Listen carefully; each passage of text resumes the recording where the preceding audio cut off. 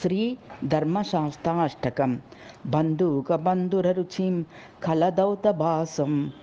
पञ्चाननं दुरितवञ्चनधीरमीशं पार्श्वद्वयाकलितशक्तिकटाक्षचारुं नीलोत्पलार्चिततनुं प्रणतोऽस्मि देवं कल्याणवेषरुचिरं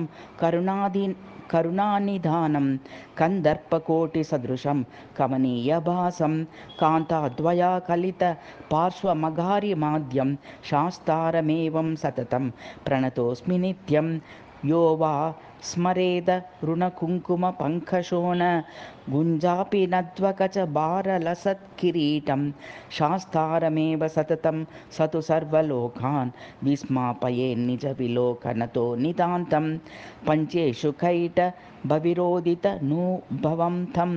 आरूढदन्ति परमादृतमन्दहासं हस्ताम्बुजैरविरतं निजभक्तहंसेत् वृद्धिं परां हि ददतं भुवनैकवन्दं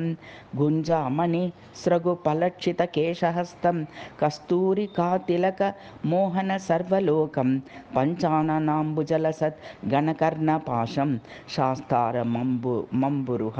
लोचनमीशमीडे पञ्चाननं दशभुजं द्रुतहेतिदण्डं धारावतादपि च रूष्णि कमालिकाभिः इच्छानुरूपफलदोऽस्म्यहमेव भक्तेश वित्तं प्रतीतविभवं भगवन्तमीडे स्मेराननात् भगवतः स्मरशासनाच्च मायागृहीतमहिला वपुषो हरेञ्च यः सङ्गमे समुदभूत जगतीह तादृक् देवं नतोऽस्मि करुणालयमाश्रयेऽहं यस्यैव भक्तजनमत्र गृह्णान्ति लोके